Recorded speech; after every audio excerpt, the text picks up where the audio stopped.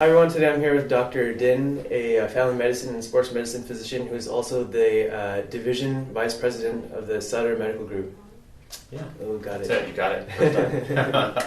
Okay, well thank you Dr. Din for being a part of this interview. Sure. And so before we go into kind of the details of family medicine and maybe sports medicine, could you walk us through or give us a brief description of what family medicine is? Yeah. So, family medicine is in terms of historical specialties, it's kind of a relatively new specialty. It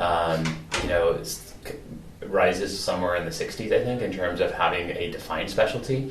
Historically, people, equate us to being what we call general practitioners, which is a doctor that essentially does everything, Historically, that's a clinician or physician who's gone through the medical school training process and completes an internship, and then basically puts up a shingle and says, I'm going to practice medicine, And in California, you actually only require 1 year of postgraduate training, which we call an internship, to be able to practice medicine and have a license,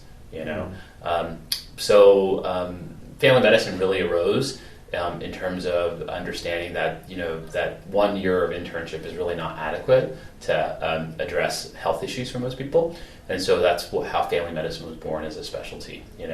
It's a 3-year specialty. It's recognized by the American Board of Specialty. It does have similar requirements in terms of taking exams and board certification and recertification, etc. But what family medicine encompasses for us that choose that specialty is the diversity of things that we see. People who generally like to go into family medicine love the variety of things. I could have somebody walk in, thinking about my day yesterday, I had somebody come in with a knee injury, to somebody with an autoimmune disorder that was quite complex. So you see, and then actually 2 young kids that came in for their physical exams for sports. So that's really what family medicine is. It allows a breadth of or diversity of medical experience. The other thing, and I think this is probably the most important part of the reason that people like family medicine, is the continuity relationship that we experience with patients. And that's something that we sometimes, if we're lucky, and a lot of it depends on their geography and if they move or if they are able to come to us because of their health insurance products, that we're able to see them sometimes actually from birth to their death. And what are the most common cases you usually see in family medicine?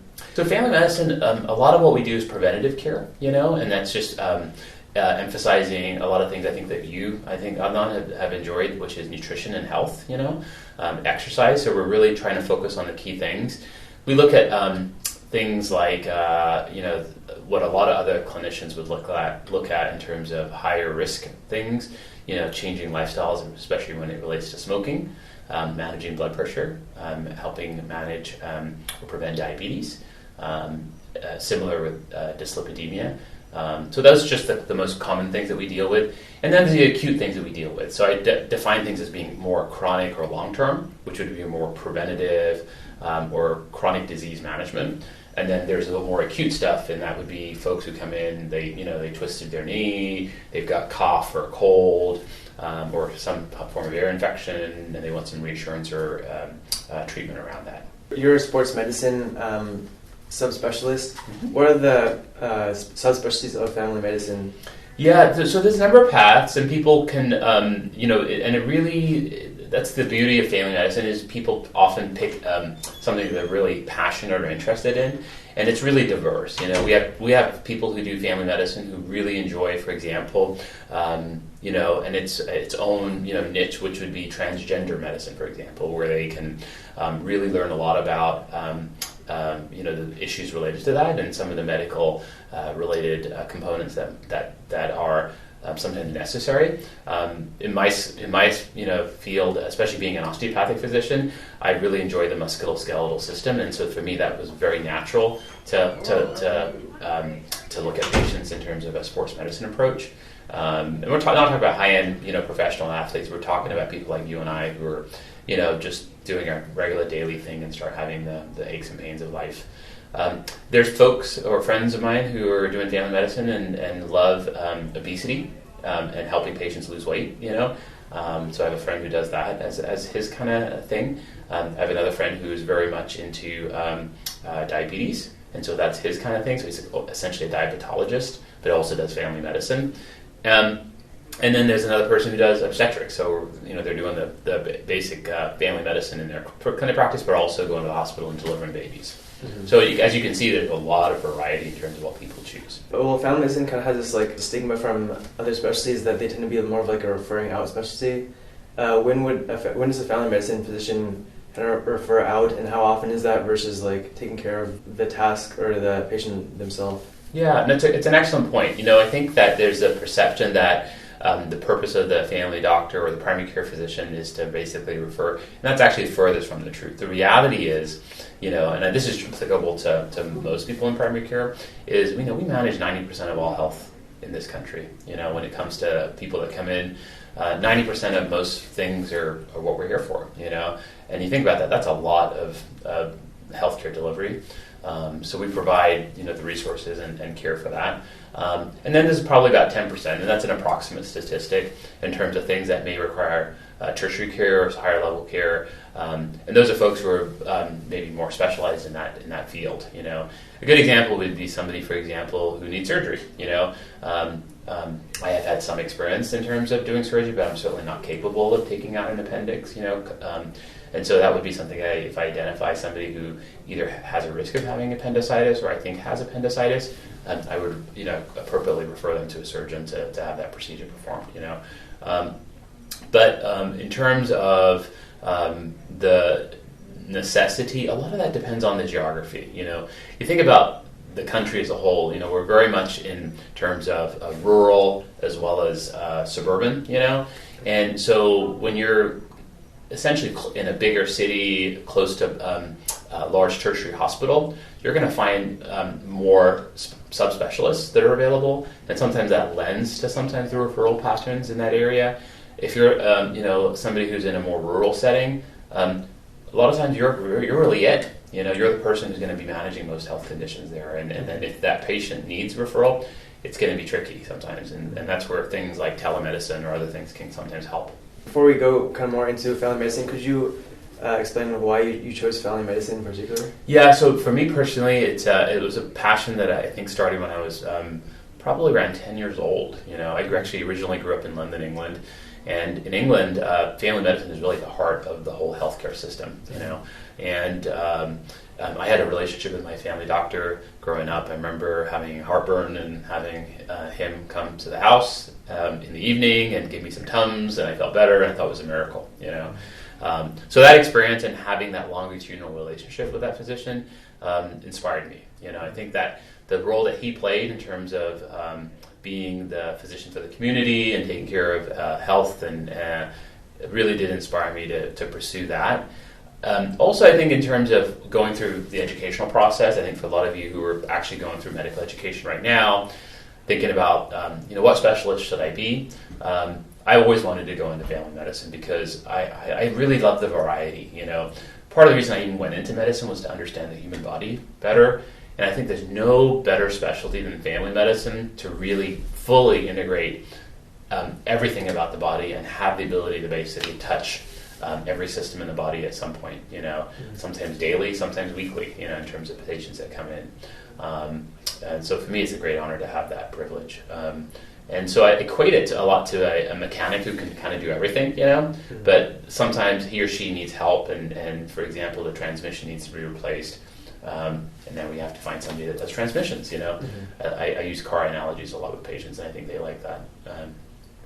Okay, and so could you walk us through a typical day in your life from when you come in to when you leave? Yeah, so typically we're mostly ambulatory based, physicians, we love to live in the clinics and stuff, and usually when we come in, we get a cup of coffee and get going, and it's log in onto the computer, and we have patients that are scheduled. Schedules can be, usually every 15 to 30 minutes, depending on what the needs are of our patients, and it's usually a Monday through Friday process. For me, my hours are usually 9 to 6. I'll come in, I'll see a number of patients, and on average, I would say most primary care physicians will probably see somewhere between 20 and 24 patients in a day. That's probably average. That's probably what I do on most days, and those are a variety of things. patients will sometimes call that day and want to come in for acute things, and our staff help accommodate that. More and more people are using technology, and so now it's done electronically where they can schedule online themselves. But there's a lot of patients who schedule in advance for either follow-up for chronic issues or conditions. Diabetes is a great example where we'll see many of those patients every 3 months. And patients who are coming in for a physical, and they just want to have that physical for that year and go through some preventative strategies in terms of helping their health. Is that the same every day, or is that different since it seems like you have like administrative tasks and other things as well? Yeah, so I'm a little bit different in terms of my role, and that is, I also have an administrative role. So I focus 3 days a week in terms of my clinic practice, and 2 days a week I've dedicated administrative duties. And it's another way of, for me, I think of it as another way of practicing medicine. Is in my administrative role, what I'm actually doing is helping my colleagues who are part of the medical group in terms of their needs. So helping them make sure they have their resources and stay aligned with the goals of our health system. And then also helping clinicians who are interested in recruiting. I help with those efforts.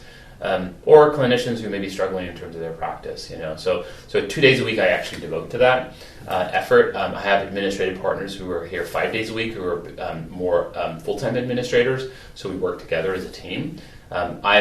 Think of myself as the voice of the health provider in the room versus somebody who just does administration full-time, We have slightly different perspectives, even though we're very much aligned on the same goal, which is to help, patient care for under a number of different measures. Okay, so some specialties seem to just focus on more just like the clinical side of things, and it seems like there's opportunities for administrative work in family medicine. Are there also opportunities for things like research or other policy or other things like that? Yeah, that's really, again, it comes down to what you're really interested in. I think most people that generally go into clinical practice in family medicine, usually for at least the first 5 to 10 years, usually are focused in terms of just establishing a practice, So I'd say for sure the first 5 years I see clinicians, that's really their prime focus, and that's what I usually encourage them to do. Early in their careers, they'll start volunteering, maybe for helping with being a clinic lead or helping with some care initiatives in the community. Sometimes that involves research as well, and if that's an interest or passion that people have, there's always opportunity for that. But the day-to-day clinical practice is usually pretty much a full-day job, full-time job. But I think a lot of it comes down to the person, and what they want to do. What's really interesting in terms of the statistics when we look at people who actually practice primary care, more and more we're finding that people value their work-life balance. I think that's probably true more in primary care than it is in specialty care. So it's especially helpful for folks who really don't want to work full-time, but want to work maybe, moderate to full-time. So it allows them flexibility to focus on other things that they are interested in. Maybe those are pursuits outside of medicine. I have a colleague of mine who is actually a water polo coach for a high school, and then 70% time he's a family doctor. So that really balances his life, and he enjoys that. And certainly the career of medicine allows you to do that, and it's a longitudinal relationship, and so that's what he enjoys. I have colleagues of mine who are busy parents, and they're helping raise children, and so for them, the flexibility of having a part-time schedule is really, really helpful.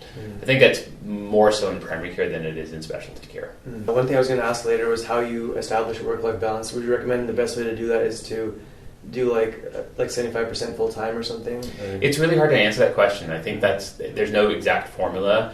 That's something I think that as you're thinking about pursuing the career, you should talk to the people that are recruiting you and people that are actually practicing in that practice, So it's very variable depending on what type of, health system you'll be working with, whether you'll be working in a community clinic setting or a hospital affiliated care center, So those are things that are quite variable. But generally, my advice would be if you're looking at or pursuing a position, is talk to the recruiters a little bit about the role, expectations, opportunities to change the amount you work at some point in the future. Talk to people that are working there, get a sense of what their day-to-day life is and what are their stressors. I think most of you probably already know that work is work, and it's not something that it takes time and it takes energy, but it can also be very rewarding as well.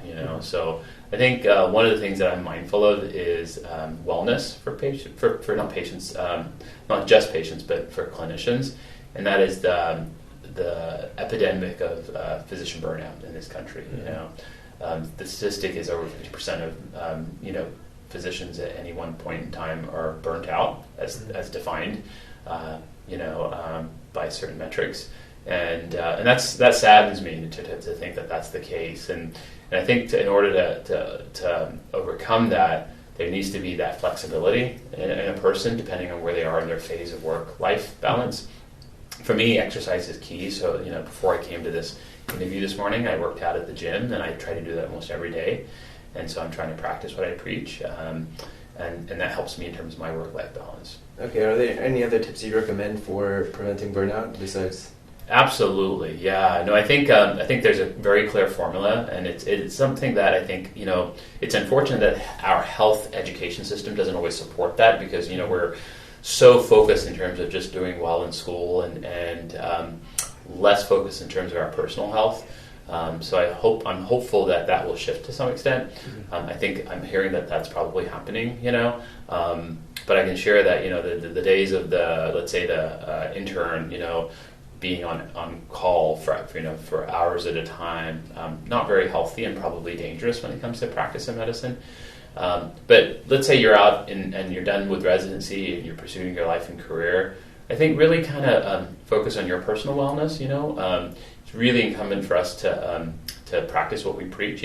Physicians have shorter lifespans than the average person. I don't know if you knew that statistic, but that's because we don't often do what we're supposed to do. It's the stress of the job. It's the maybe neglecting our own health needs. We also have high rates of divorce and high rates of suicide. For the same reasons. So I think I'm fortunate that our newer physicians that come into practice are much more mindful and better at that. So some of the techniques that I would suggest would be exercise is key. Spending time with family and prioritizing family time is key. I think also taking time through the day to maybe recharge your batteries. That could be a very brief exercise in mindfulness. Also, maybe just take a break, go get a cup of coffee or tea, or just reflect a little bit. Those kinds of experiences, I think, really make the day much more fulfilling. Versus just feeling like you're on a what do they call that, mouse wheel? And just go. So those are the things that I would suggest.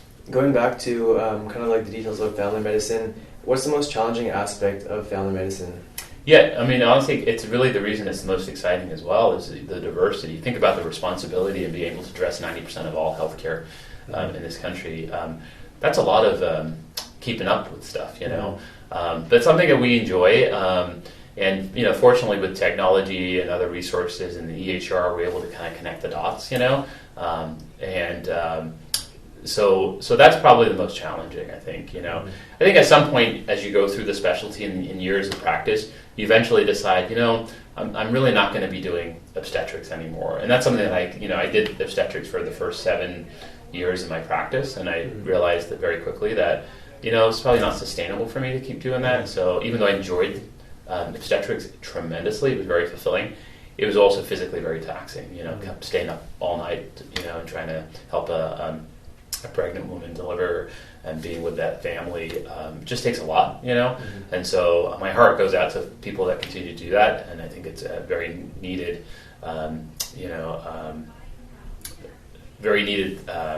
resource for some people, and depending on the community that they serve. But for me, I do have kind of more of a focus, and that's the relationships I develop with families, and also enjoying sports medicine and people that come in with sports injuries and being able to manage those things. So a lot of my re-education, we call it continuing medical education, focuses on that. And how much of your practice is devoted to just like general family versus like sports? Yeah, so I'm mostly, I would say 90% into family and about 10% into sports. Okay, and how is family medicine sports med physician different from like an integrated PM&R for sports med physician and their orthopedic sports med physicians? Yeah. How is a family medicine sports med physician different than those? Yeah, really not very much. I'd say that obviously the orthopedic surgeon is going to be somebody who can do surgery, and our focus is more holistic in terms of looking at strategies in terms of that are not surgical based. They may involve procedurals as well, but probably more in terms of education, counseling, some strategies, engaging our other colleagues like physical therapists or occupational therapists. But what's really remarkable about medicine is there's so much overlap. Whether you're an oncologist or a family doctor approaching somebody with some very humanizing ailments, we generally do it the same, and it's the same strategy that Hippocrates used 1500 BC, and that's really connecting with people and talking to them and helping them understand what they're dealing with.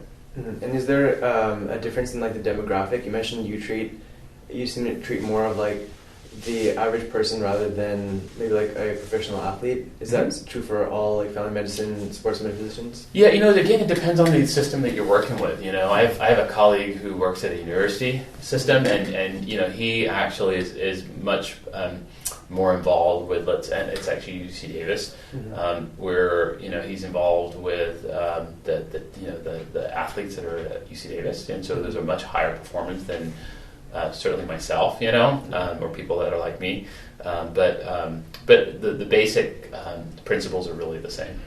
And you mentioned an academic setting, and before you mentioned like community practice, what employment settings are there for family medicine physicians? Could they do like locum tenens work? I heard a lot do like urgent care nowadays. It's really one of the most diverse specialties there really is in flexibility in terms of what you can do and where you can practice. It was a big part of the reason I joined the military, and that's they really do embrace primary care and family medicine, especially. I was in the Navy, and so it allowed me to deploy and be very functional in terms of many different environments. But in terms of the general, ability for people to practice it, you can really go to any part of the country or the world and be able to do the craft. For us here in Northern California and Davis especially, we've got a number of big health systems. I'm part of Sutter Health, obviously, but we've got a community health center. We've got Kaiser. We've got Mercy Health Systems, and we've got some people who are even in private practice and just kind of making a go of that as well.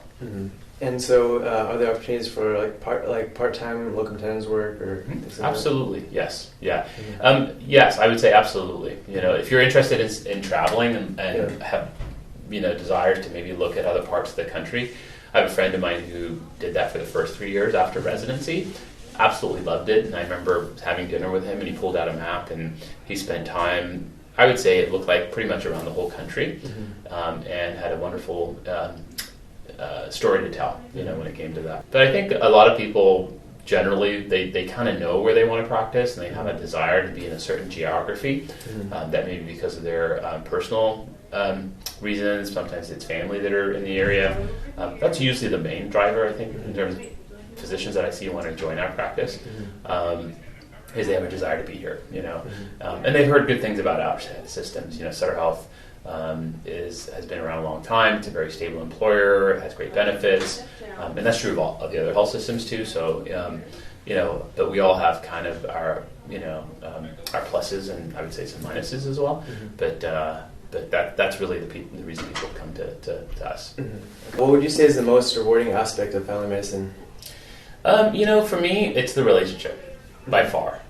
It's knowing people, for sometimes a number of years, and sometimes knowing their kids and their parents and their grandparents, and it's those relationships. And I would say that's really something that I enjoy the most. Are there any misconceptions about family medicine as a specialty? I think you touched on one on that, is that there's a belief that family medicine is easy. Family medicine is not as well paid. So I think I hear that a lot. I don't think it's about the pay. I think that physicians as a whole are generally well compensated. Certainly, there's some specialties that pay significantly more, and that's a whole different political discussion. In terms of what people's values are for employment.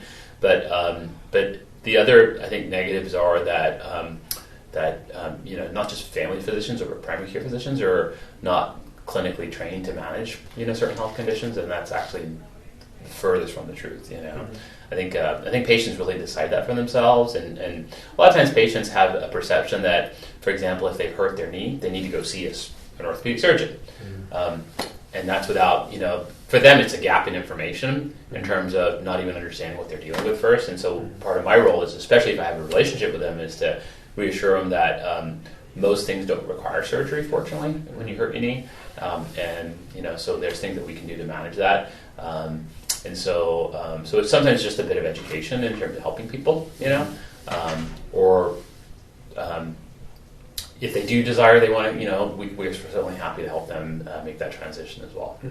Okay, and so you mentioned compensation. How well are family medicine physicians compensated generally, and compared to other specialties? I know procedures tend to be compensated a little bit more, as opposed to like counseling, which is more common in family medicine. Yeah. So how well are they compensated generally compared to other specialties? It's very variable depending on the part of the country and the system you work with. I would say that in terms of the median, compensation, it's right in line with internal medicine and pediatrics. I would say family medicine and internal medicine are approximately about the same, and pediatrics is just slightly lower, and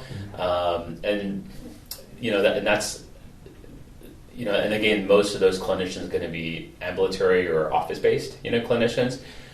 In this country, procedures tend to be much higher reimbursed and compensated, and there's a whole politics behind why that perhaps may be.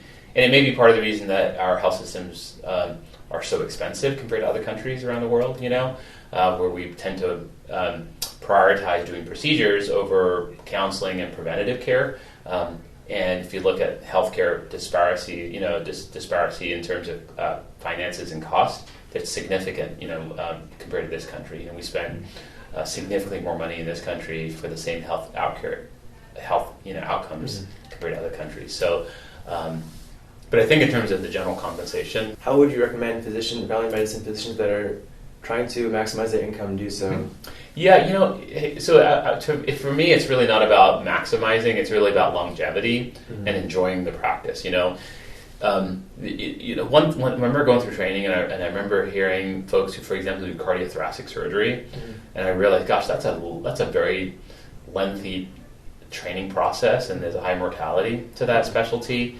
And one of the things that really saddened me was once people tend to go into that specialty, they generally only practice for a certain number of years, and then they move to something else because it's just so taxing in terms of their emotional and physical state. So there's not that longevity when it comes to that specialty on average. I think there's always going to be exceptions to the rule, but family medicine is something you can really practice into your late decades in life, and it's something very comfortable. You're not often on call. Most of the time it's just a phone call. You don't have to go to the hospital. You don't have to be working Monday through Friday hours.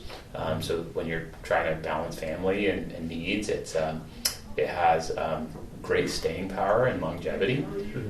So I think you have to think of medicine in terms of that continuum versus trying to make a lot of money right out of medical school or residency and then not having longevity.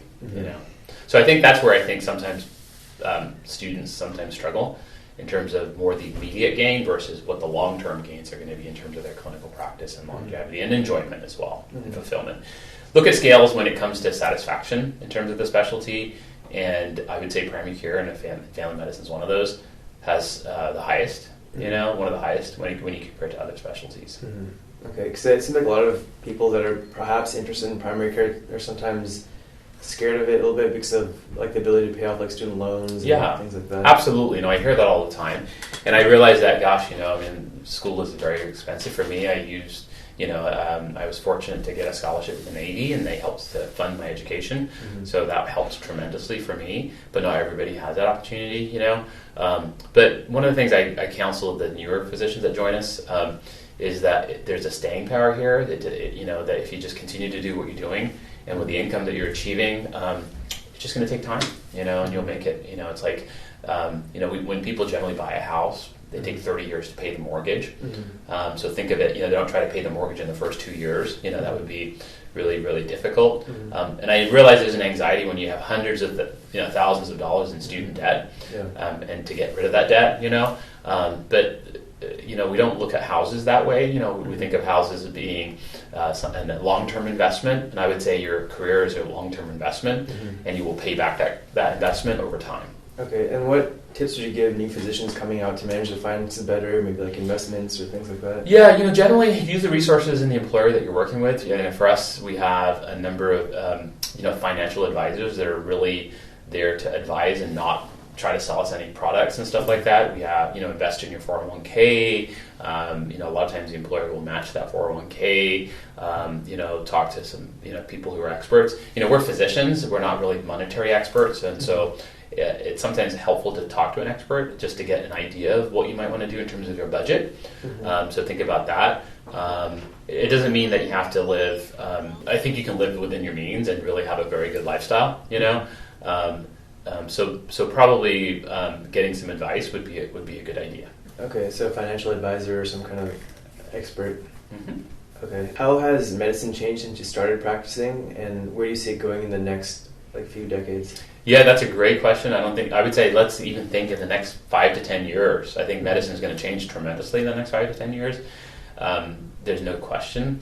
It's really hard to tell. I think a lot of people around the country are especially kind of interested in what that looks like. I think technology is going to play a bigger role. I think we're going to have artificial intelligence play a bigger role. I think we're going to have the ability to have much more data available that's relevant, and that's where AI will come in terms of helping us make decisions that are clinically relevant.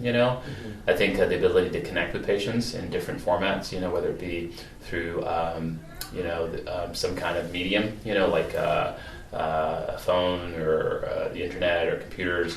I think that's going to play a bigger role. I think people are going to be much more engaged, in terms of their health data.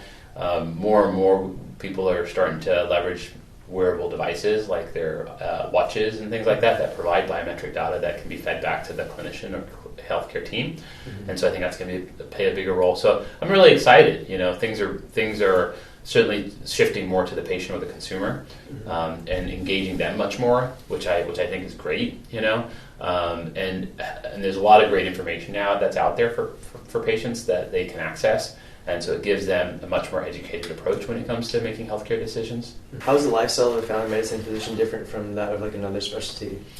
Yeah, it's interesting. We both take showers most every day, and no, I'm just kidding. But really, we're very similar. I mean, we're more Monday through Friday, 9 to 5, ambulatory care, not really doing much, if any, hospital work, so that's really the biggest difference, I would say. So if you enjoy that environment, you love the clinic experience, you want the flexibility in terms of work-life schedule, family medicine is really a great way to think. One thing you mentioned was that you did military medicine. Is that something that you'd recommend for people? Well, again, I think it depends on what your desires are. For me, it was partly to help fund my education, but also partly to serve, my country and help expand my horizons a little bit. And I think it did both for me. I certainly enjoyed my time serving, and learning, and so I think if that's something you're looking for, and it's beyond just funding the education, you really need to have, I think, at your core, a desire to do something bigger, and serve as part of a team. Then if that's what you're looking for, then I would say yes, that would be something that I would recommend. But again, it's not for everybody, So it was something that I really, really enjoyed. Are there any regrets or things that you change about your career, Yeah, absolutely. We always live in hindsight, right? And for me, I think it's just trying to remember to smell the roses as you go along, and be in the moment. It's when you're younger, especially coming out of training, you're just always looking fast forward into the future. But as your kids get older, you realize, gosh, that time goes very quickly. And so for me, and I wouldn't say they're terrible regrets, but I think that just trying to be more mindful of the moment, and enjoy the time that you have, and embrace the time and not get so overwhelmed about maybe what was going to happen. So that would be my advice to young new clinicians or physicians that are coming out of training. Okay, so it's more a perspective shift rather than maybe like a career or specialty change. Yeah, no, I have no regrets about picking the specialty whatsoever. I'm actually I feel very blessed and lucky that I actually did pick this specialty. What do you think attributed to that? Do you think there's certain personalities that are best for family medicine? Yeah, if you're somebody who enjoys conversation and really engaging people and developing relationships with people over a period of time, absolutely it lends you to a primary care approach and family medicine. But if you're somebody who enjoys more of the technical aspect, hands-on, the satiety of actually fixing something, and then maybe you should be an orthopedic surgeon or a general surgeon. So I think so there are going to be some of those biomechanical skills that maybe come to play. If you're somebody who likes doing research more, then maybe that's another path you might be looking at, and publishing. But a lot of that, again, depends on the health system or the part of the country that you're working in. How often, if at all, do you use OMM or OMT, osteopathic manipulative medicine, in family medicine or sports medicine? Dr. Din mentioned that he didn't really use OMM or OMT very much in terms of treatment, but he did use it for diagnostics. What tips would you recommend for someone to match into a competitive family medicine residency? Would you recommend doing things like research or specific extracurriculars, or are good board scores really all that matters? Dr. Din mentioned that for residency, the best tip is to try and rotate at the center you want to match into and try and impress whoever's over there. You mentioned staying on top of medicine. How do you stay on top of all the advances in medicine? Yeah, so generally, what most clinicians will end up doing, Adnan, is they'll end up doing what's called continuing medical education, and that comes in a variety of forms. That can be self-taught, or it could be through conferencing and going to conferences and attending lectures. So really whatever suits your style. For me, what I really like doing is I take board review courses, and I do, there's a journal in family medicine called American Family Physician, and I would highly recommend that to all medical students, even if they're not going to pick family medicine, because it's a very, very great magazine in terms of looking at most health conditions. Very nice summary articles. So I read that, and that's helpful. But I think that's really the majority of what we end up doing. And then certainly in terms of the licensing and the laws, in California you have to do a certain number of CMEs per year, or actually over you're in a licensing period, which is 2 years. And then for my board certification, there's renewal and keeping up with the maintenance of your board certification that are required as well. So last question, what tips would you give us to become good doctors? Yeah, it's great. I'd love to learn some of those myself, but I would say,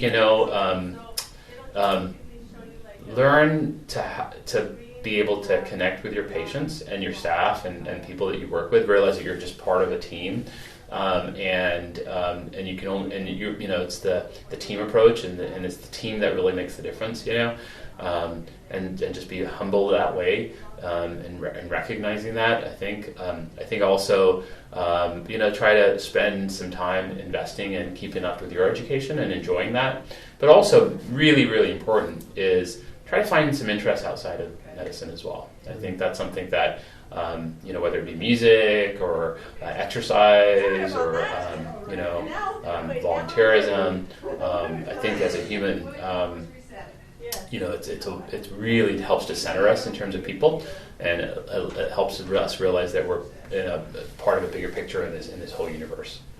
Okay, great. Well, thank you, Dr. Din, for being part of this interview. My pleasure. Thanks, Adnan. Thanks for having me. And thank you guys for watching. If you have any questions, you can leave it in the comment section, and I can ask Dr. Din to get back to you. Thank you again for watching, and have a great rest of your day. Thanks.